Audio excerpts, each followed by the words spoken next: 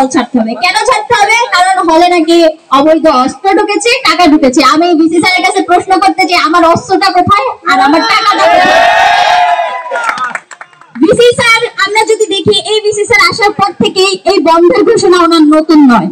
যখন বিদ্যুতের সমস্যা তখন উনি বৃহস্পতিবারে ক্লাস বন্ধ করে দেন, যখন বিশ্ববিদ্যালয়ের সমস্যা হয় তখন তিনি ক্লাস বন্ধ করে দেন, যখন হচ্ছে গরম পড়ে যেখানে কুমিল্লার গরম সহনীয় সেখানে তিনি গরমের বাহানা দিয়ে হচ্ছে বিশ্ববিদ্যালয় বন্ধ করে দেন। তারই একটা বাহানা, উনি এখানে আমার মনে হয় উনি কুমিল্লা বিশ্ববিদ্যালয়ে বেশি হতে আসেননি, উনি কুমিল্লা বিশ্ববিদ্যালয়ে এসেছেন ভ্যাকেশন কাটাতে।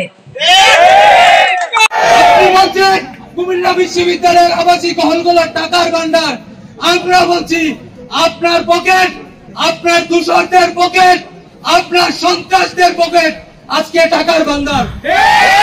আমি প্রশাসনকে হুঁশিয়ার করে বলতে চাই, আপনারা ভাইবেন না কুমিল্লা বিশ্ববিদ্যালয়ের সাধারণ শিক্ষার্থীদের মেরুদণ্ড নাই, আপনারা নিতে পারবেন না।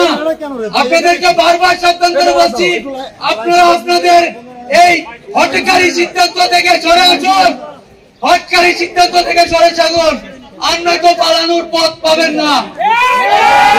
আপনাদের ভাই বোনকে অনেক ধন্যবাদ যারা এই রৌদ্রের মধ্যে আমাদের সাথে একত্রতা পোষণ করেছেন।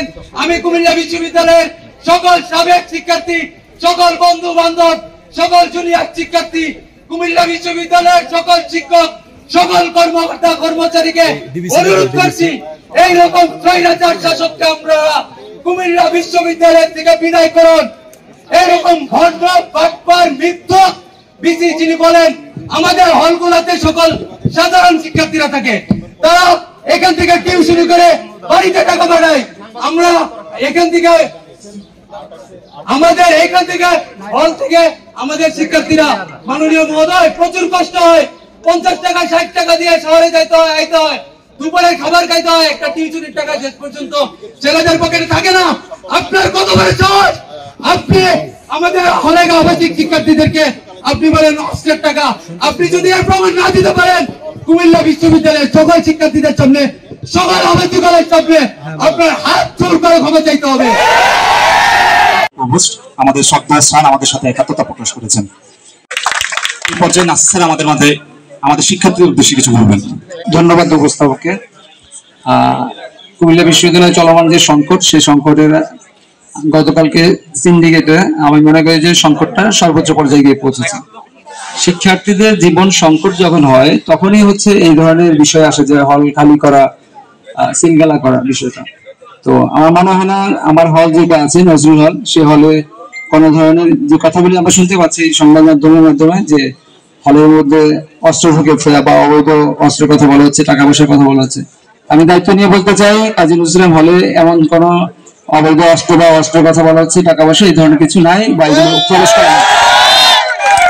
কুমিল্লা বিশ্ববিদ্যালয় শিক্ষকদের সম্মান ক্ষুণ্ণ হয়েছে, শিক্ষকদেরকে হামলা হয়েছে উপাচার্য সহ অন্যান্য যে অছাত্র সন্ত্রাসী দ্বারা। তো সেই সমস্যার সাথে সাধারণ শিক্ষার্থীদের জীবন সংকটের কোনো সম্পর্ক নেই। আমি কাজী নজরুল ইসলাম হলের প্রফেসর হিসেবে মনে করি শিক্ষার্থীদের আজকে যে মানববন্ধন, তাদের এটা যৌক্তিক, ন্যায়সঙ্গত এবং সিন্ডিকেট যে সিদ্ধান্তটা নিয়েছে এটা শিক্ষার্থীদের জীবনকে আরো দুর্বিষহ করে তুলেছে। আমি একজন অভিভাবক হিসেবে, শিক্ষক হিসেবে আমি মনে করি হলের প্রফেসর হিসেবে এই সিদ্ধান্তটা অনৈতিক। এই সিদ্ধান্তের সাথে কোনোভাবেই এই আপনাদের যে অবস্থানটা এটা যৌক্তিক। আমি এই যৌক্তিক আপনাদের অবস্থানের সাথে একত্রতা পোষণ করছি এবং আমি কাজী নজরুল হল খোলা থাকবে এবং আমার হলের শিক্ষার্থীদের দায়িত্ব আমি আমার সাথে এখানে শেখ হাসিনা হলের এখন একজনই আছেন, প্রফেসর গতকাল পরিণত করেছেন, স্যারও একমত পোষণ করেছেন, স্যারও আপনাদের আছে আরামিন স্যার। তো শেখ হাসিনা হল, কাজী নজরুল ইসলাম হল, আমি আশা করি অন্যান্য হলে যে ব্যবস্থা আছেন ওনারা এই আমাদের সিদ্ধান্তের সাথে, আপনাদের সকলের সিদ্ধান্তের সাথে, আপনাদের জীবনের বা আপনাদের যে শিক্ষা ব্যবস্থা এটার সাথে একমত পোষণ করবেন। তো আর প্রশাসনকে আমি আহ্বান জানাতে চাই, আপনাদের সিদ্ধান্ত আপনারা দ্রুত পরিবর্তন করুন। আর যদি আপনারা সিদ্ধান্ত থাকতে চান যে হলে অস্ত্র আছে, তাহলে অবশ্যই প্রমাণ করেন যে হলে অবৈধ অস্ত্র আছে অথবা আর্থিক যে বিষয়গুলো বলছে সেগুলো আছে।